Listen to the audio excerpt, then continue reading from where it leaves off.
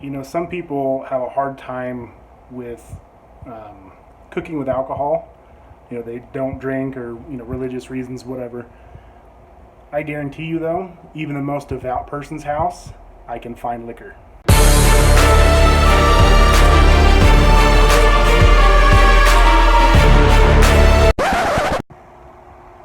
Today, we're making bread pudding. So you're gonna need 1 loaf of Italian bread, not garlic bread, and you wanna cut it up into cubes, preferably the night before, but you want them to be kind of crunchy. They're not quite crouton crunchy, but you want them to be a little more on the stale side, because that will allow them to absorb more of the custard base that bread pudding is made with, so that the drier the bread is, the more of it it'll absorb and the more it'll hold it, and then you have more of a cake-like bread pudding rather than kind of a soggy bread pudding. So let's get started.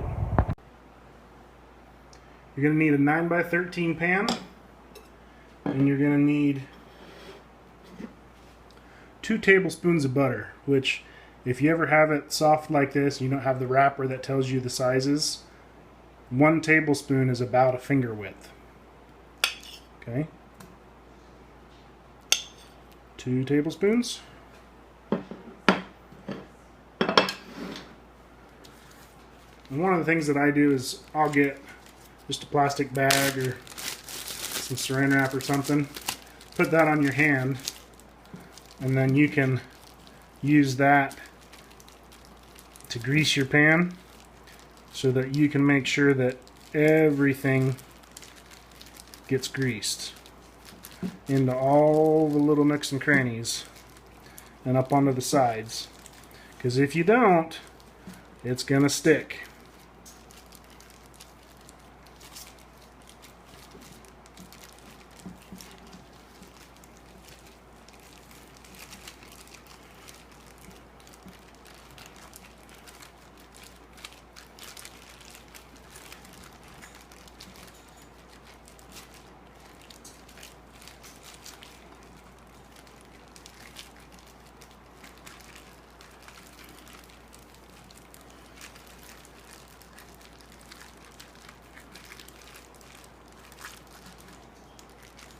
Okay, now of course you're going to have some left over on the bag.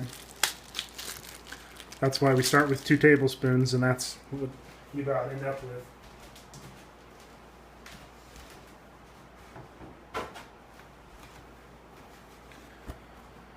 And to make sure you don't have a mess of melted butter in the oven, go ahead and wipe down the top.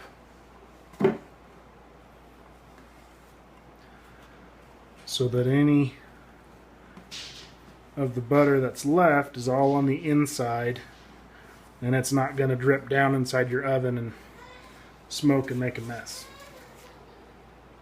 You're going to need 4 cups of half and half, which is a 1-quart container. Okay, because there's 2 cups in a pint and there's 2 pints in a quart. 1 cup, you can use either whole milk or heavy cream. 5 eggs plus 3 yolks. 1 cup of brown sugar.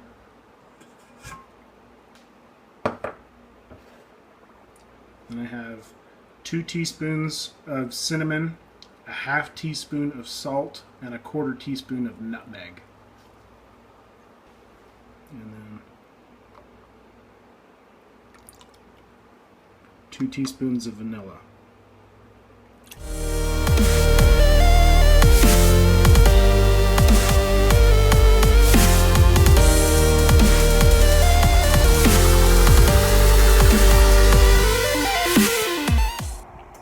Don't let the marketing people fool you, okay?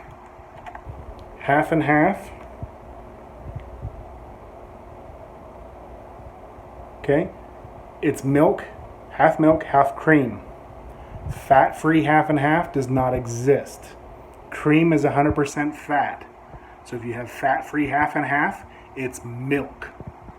We've got our whole loaf, which is about 10 cups worth of cubed bread that we cut it up last night and left it on the counter, so it's pretty dry. And then we're going to add to that our kind of custard base. All that poured in. You want to make sure that you mixed this long enough to get all of the eggs broken apart, because you don't want to have strings of egg in here, because that string of egg is going to cook that way, and then you'll have a big string of egg in your bread pudding, which nobody wants that.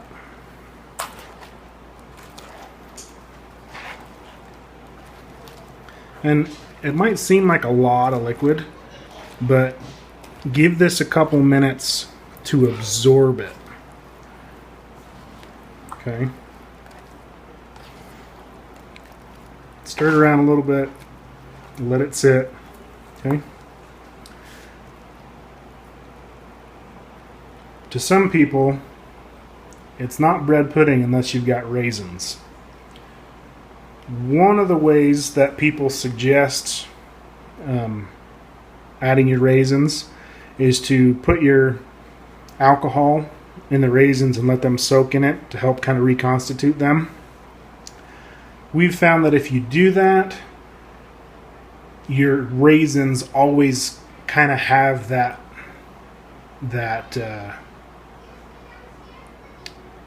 kind of punch in the mouth of that flavor.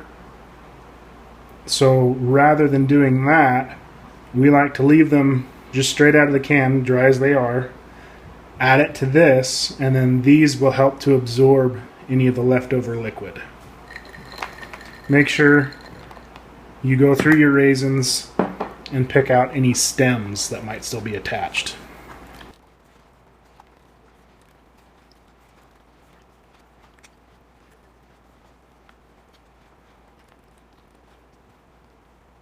And we'll just let that sit for a few minutes to soak in.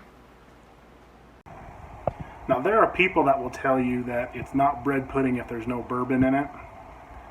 And, you know, some people have a hard time with cooking with alcohol.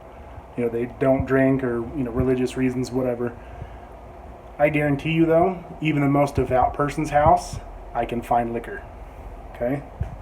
Look here, we've got almond extract. Ingredients: water, alcohol, natural flavors, phosphoric acid. I think it's what's this one? Lemon extract. Alcohol, water, oil of lemon. You got your vanilla extract. Let's see if I can read this in Spanish. Where is it? Extract natural of vanilla, alcohol, caramel, natural color, potassium sorbate, sugar. Let's check. Another one. Water, propylene glycol, vanillin, caramel color, sodium benzoate, phosphoric acid, and ethyl vanillin. Ethyl's alcohol. Okay? So you can, if you're not comfortable buying rum or bourbon, whatever, there is rum extract. And it is alcohol, water, rum, natural flavor. So even if you're not buying a bottle of bourbon, you're still buying. It all cooks out. Alcohol has a much lower boiling point than water. So when you start to cook it, the first thing that's going to evaporate is the alcohol. Okay, so we've let it sit for a little while. We've put it into our buttered pan. As you can see, it's got a little bit of jiggle to it because the bread has absorbed most of the liquid. And so now we're going to put it into the oven at 350 degrees for about 50-55 minutes. Looking for some hot stuff, baby, this evening.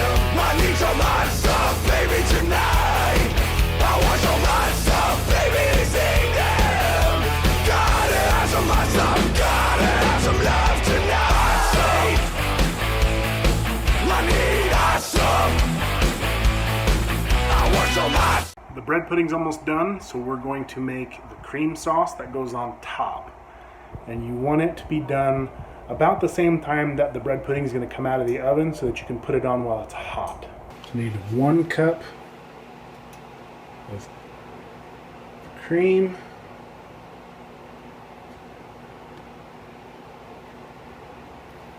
You want that to be cold. And then we're going to add 1.5 tablespoons of flour. And you want to get it whisked all together while it's still cold. Otherwise the flour is going to clump up.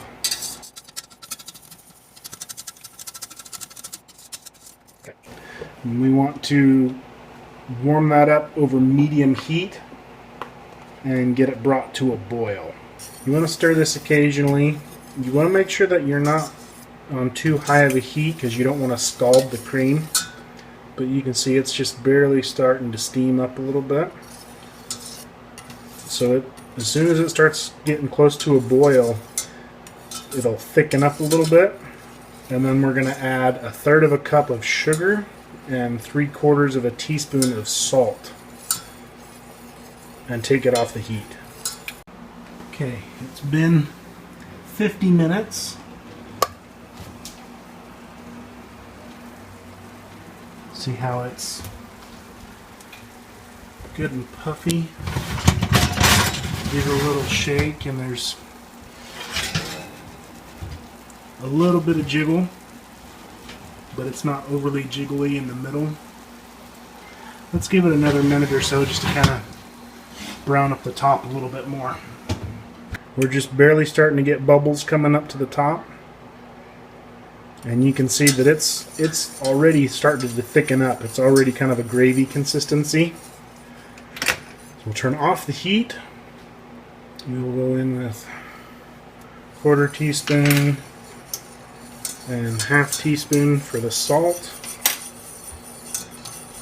And our 1/3 cup of sugar. And when you add that sugar, it's going to loosen back up as the sugar melts, and then it's going to kind of come back together and thicken as a nice sweet sauce.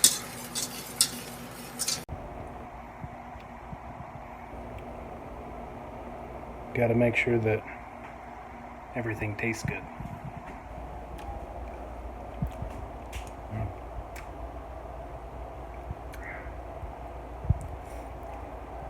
Nice and sweet, rich.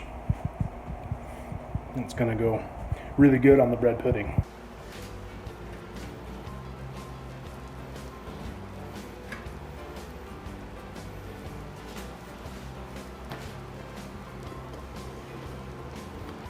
And I like to give it a minute to kind of settle down a little bit. You'll see after you take it out, it all starts to kind of sink back in on itself. So I like to give that just a minute to give me more room to put the sauce on top because I don't want it to run off the sides.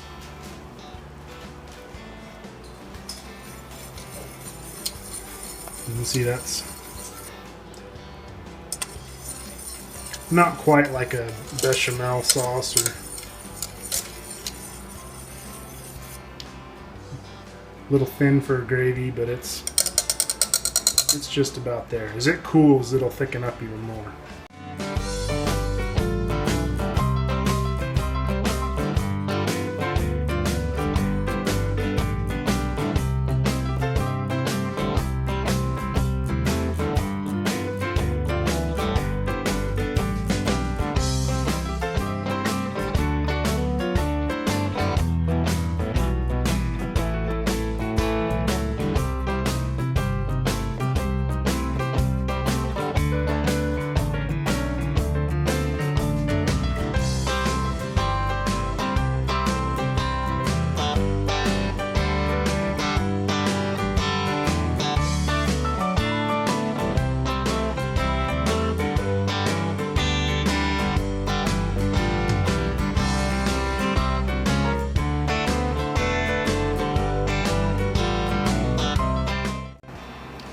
Now is the hard part of letting it cool down enough to where it's not going to scald your mouth. Which, this is one of those recipes that, even though it's really good today, it's even better tomorrow morning.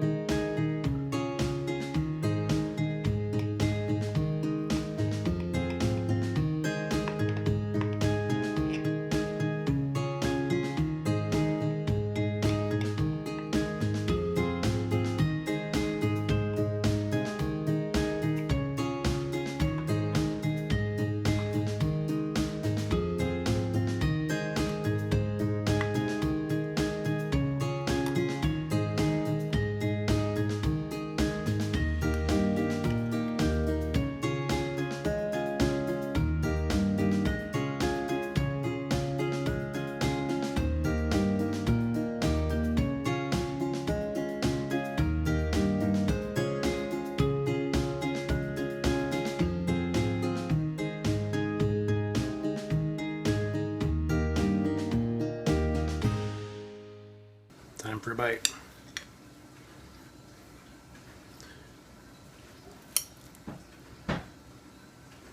See, it's not gooey at all, it's more cake-like.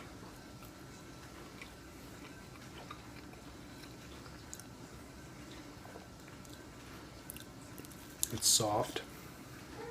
It's still kind of warm. Pretty decadent. I mean, it's dense. I mean, you can't tell that there's separation between the pieces of bread that this is made of. It's all kind of come back together as one solid form.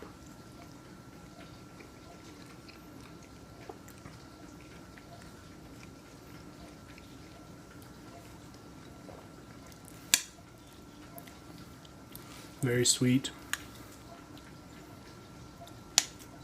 A little bit of tang from the raisins in there. Very good.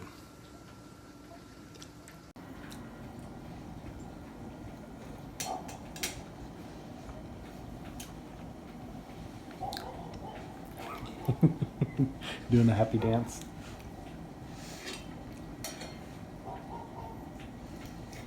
You like it?